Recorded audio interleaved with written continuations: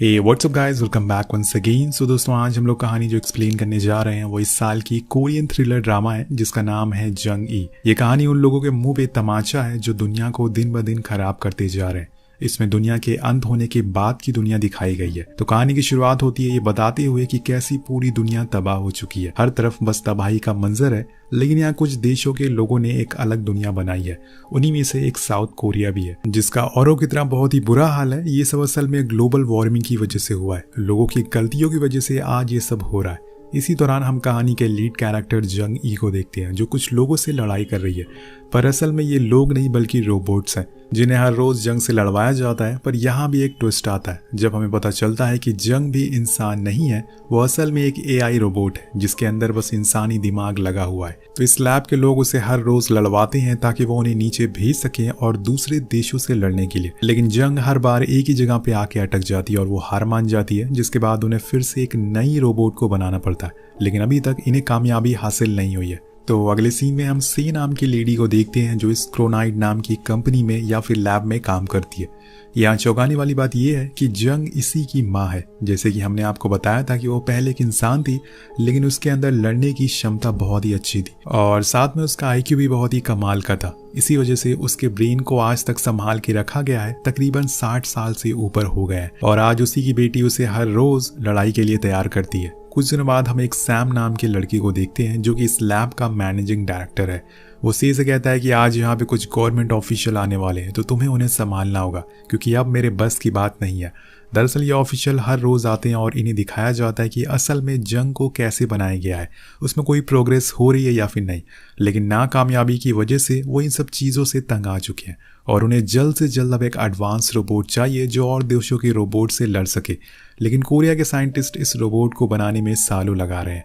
तो ऑफिशियल कहते हैं कि अब बहुत हुआ, मैं तुम लोगों को एक आखिरी चांस देता हूँ। अगर तुमने इसे अभी भी नहीं बनाया तो मैं इसमें फंडिंग रोक दूंगा और तुम लोगों को भी यहाँ से बाहर निकाल दूंगा। इसके बाद सैम आकर से को धमकाना शुरू करता है, लेकिन बस मजाक में ही, कि अगर तुमने जंग को जल्दी नहीं बनाया तो मे भी कुछ दिनों बाद तुम्हें भी ऐसे ही किसी लैब में टेस्ट करा जाएगा, सेम तुम्हारी माँ की तरह। वहीं दूसरी तरफ हम जंग को देखते हैं जो अब होश में आ चुकी है, लेकिन ये उसका दूसरा नया वाला क्लाउन है जिसका बस ऊपर का हिस्सा ही बना हुआ है। अब एक साइंटिस्ट उसके ब्रेन में कुछ इंजेक्ट कर रहा होता है जिससे उसे काफी पेन होता है क्योंकि उसके अंदर अभी भी फीलिंग इमोशन इंसानों वाली है। लेकिन तभी वहां से पहुंच जाती है। उसे अपनी माँ की ऐसी हालत में देखकर अच्छा नहीं लगता। कुछ भी हो, लेकिन है वो उसकी बेटी है, तो वो इस प्रोसेस को रोकने को कहती है और इसके बाद उसके ब्रेन को निकाल लिया जाता है। काम खत्म होने के बाद वो अपने घर जा रही थी कि एक मेंबर आकर उससे कहने लगता है कि मैं आपकी माँ का बहुत बड़ा फैन हूँ, वो क्या लड़ती थी और उन्होंने एक वॉर में बहुत से लोगों को मार गिराया था। तो से कहती है कि मेरी माँ को कभी जंग पसंद नहीं थी, उन्होंने ये काम असल में एक मजबूरी में शुरू किया था और वो मजबूरी मैं थी। जब मैं छोटी थी तो मुझे ब्रेन ट्यूमर था जिसके लिए उनके पास पैसे नहीं थे। उन्होंने मेरे लिए जंग लड़ी और फिर उन पैसों से मेरी सर्जरी करवाई। लेकिन अफसोस कि जब मैं ठीक हुई तो उनकी मौत हो चुकी थी। इसके बाद वो ट्रेन में बैठ जाती है और यहाँ में पहली बार कोरिया शहर का मंजर दिखाया जाता है। चारों तरफ बस तबाही थी, बड़ी बड़ी बिल्डिंग पानी में डूब चुकी थी। यहाँ क्रोनाइड कंपनी ने अपनी एक सिटी बिल्ड करी है जहाँ पे कुछ बहुत गिने चुने लोग ही रहते हैं। बाकी जो लोग बचे हुए हैं वो अभी भी नीचे खुद की जिंदगी से लड़ रहे हैं। ये सब देख के सी को बहुत बुरा लगता है, पर तभी उसे पीछे से एक बच्ची की आवाज आती है जो अपनी माँ से बात कर रही थी कि वो उन्हें छोड़ के कभी ना जाए वरना वो उसे कभी भी बात नहीं करेगी। अब ये सीन देख के सी को अपनी जंग के साथ बिताए हुए वो पल याद आ जाते हैं। वो आखिरी पल जब उसने अपनी माँ को आखिरी बार देखा था, जिस समय वो सर्जरी पे जा रही थी। घर पहुंचने पे वो एक एआई से बात करती है ताकि उसका मन थोड़ा हल्का हो सके। इसके बाद वो डॉक्टर से मिलने जाती है क्योंकि जिस ट्यूमर की वजह से से की माँ खुद की जान दे दी थी वो अब दोबारा बढ़ना शुरू हो गया था। डॉक्टर उसे बताते हैं कि तुम्हारे पास अब 2 से 4 महीने का ही समय बचा हुआ है, तुम्हें कुछ फैसला करना पड़ेगा। वो उसे एक सलाह देते हुए कहते हैं कि क्यों ना तुम खुद का ब्रेन एक एआई में लगवा लो, जिसके बाद तुम सालों साल जी पाओगी और इसके लिए तुम्हें कुछ शर्तें मंजूर करनी होगी, जैसे कि तुम कोई पेट नहीं पाल सकती, शादी नहीं कर सकती, कहीं दूसरी जगह बिना कंपनी को बताए नहीं जा सकती और आखिरी चीज, तुम्हें जब चाहे कंपनी किसी को बेच सकती है।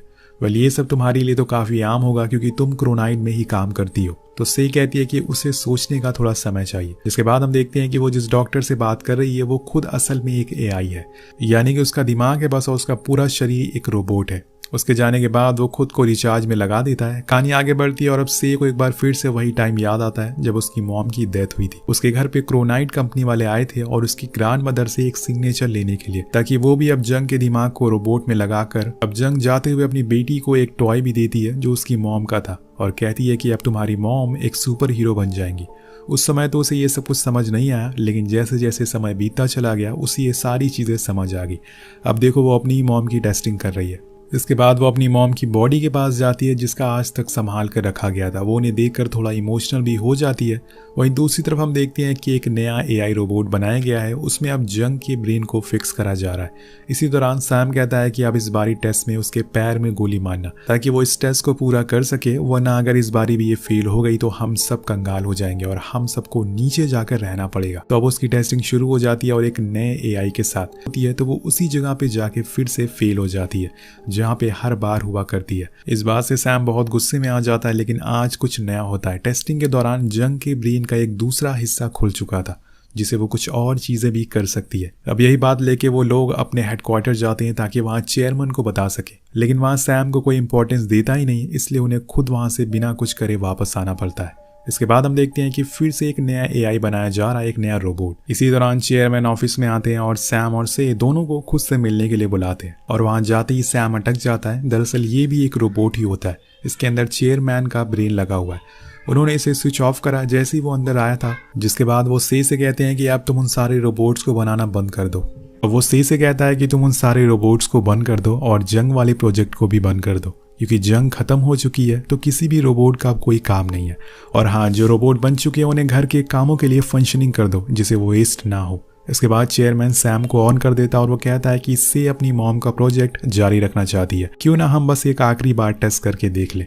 तो वो मान जाता है और जंग को एक बार फिर से लड़ाई के लिए भेजा जाता है, लेकिन हर बार की तरह वो इस बारी भी हार मान जाती है। अब उसी जगह पे आकर अटक जाती है। ये देखकर सैम बहुत गुस्से में आ जाता है और वो उसके एक हाथ को काटने लगता है, उसे तकलीफ देने लगता है। वेल, जंग के अंदर एक इंसानी दिमाग था तो उसे दर्द महसूस होता था और ये सारी चीजें से देखी नहीं जाती। वो उसे बंद कर देती है जिससे सैम गुस्से में आ जाता है और उसके ऊपर ही बंदूक तान देता है। पर तभी चेयरमैन उसे बुला लेता है और उसे जाना पड़ता है। अगले सीन में वो अंदर जाकर अपनी मॉम के सारे डेटा को कलेक्ट कर लेती है क्योंकि आज ये प्रोजेक्ट बंद होने वाला है।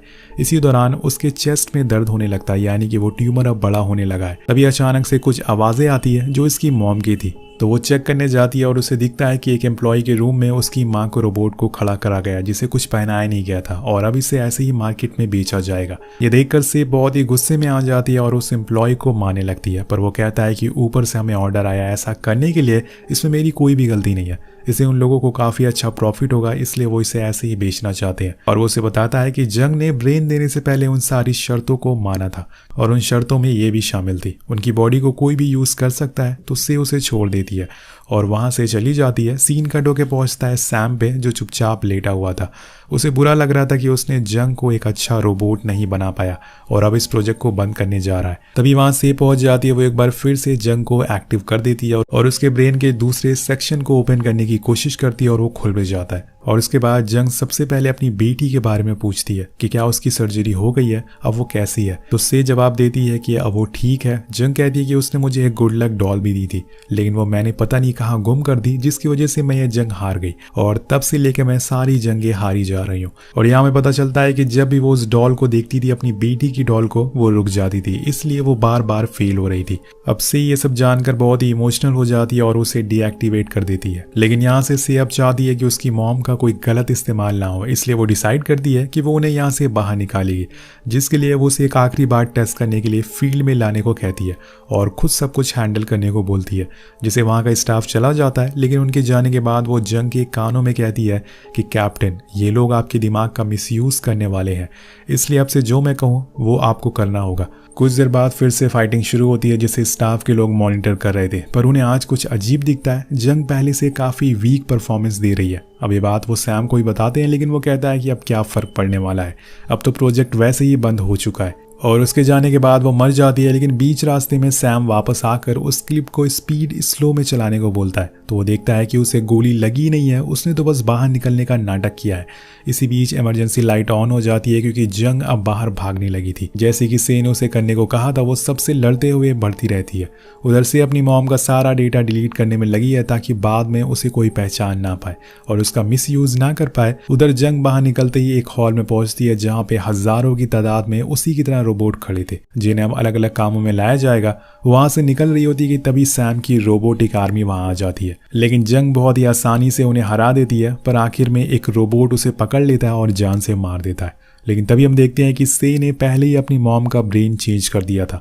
जैसे ही वो अभी भी जिंदा है, अब से अपनी माँ को लेकर ट्रेन में बैठ जाती है, लेकिन असली लड़ाई यहाँ से शुरू होती है। से यहाँ तक पहुंच गया था, उसे पता चल गया था कि वो उसे लेकर कहाँ जा रही है, पर यहाँ लड़ने से पहले वो सबसे पहले से को गोली मारता है जिससे वो साइड में गिर जाती है। लेकिन तभी जंग आकर उसे मारने लगती है और इस लड़ाई में उसकी एक आंख फूट जाती है। तब वो पहली बार खुद को मिरर में देखता है और उसे पता चलता है कि वो भी एक रोबोट है, यानी कि वो भी उड़ उड़ के मार सकता है। जिसके बाद क्या होना था, वो दोनों आपस में बहुत देर तक लड़ते हैं। कुछ रोबोटिक्स आर्मी वाले भी वहां आ जाते हैं जिन्हें जंग बहुत ही आसानी से मार डालती है, पर असली लड़ाई उसकी और सैम के बीच में होती है। वो उसे पूरी टक्कर दे रहा था, पर एक समय आता है जब ट्रेन जाकर एक दूसरी ट्रेन से टकरा जाती है जिसमें दोनों लटक जाते हैं। हालांकि से अपनी मां को बचा लेती है, लेकिन सैम नीचे गिर जाता है और तब तक वहां पर पुलिस भी आ चुकी थी। इसलिए से अपनी मॉम से कहती है कि अब आप यहाँ से भाग जाइए, वरना ये लोग आपको फिर से कैद कर लेंगे। जाने से पहले जंग उसे उसी तरह से गले लगाती है जैसे वो अपनी बेटी को बचपन में लगाती थी। अब यहाँ पर दोनों इमोशनल हो जाते हैं, जिसके बाद वो जंगल की ओर भागने लगती है और भागकर एक ऊंची जगह पर जाकर खड़ी हो जाती है और देखती है कि ये दुनिया कितनी खूबसूरत है, लेकिन हम उसे बर्बाद करते जा रहे हैं। और कुछ इसी तरह से ने अपनी मॉम की जान बचा ली और इसी के साथ ये कहानी भी यहीं खत्म हो जाती है। वेल, आपको ये कहानी कैसी लगी नीचे कमेंट करके जरूर बताएगा। मिलते हैं आपसे अगली वीडियो में। Thank you so much watching. Peace out.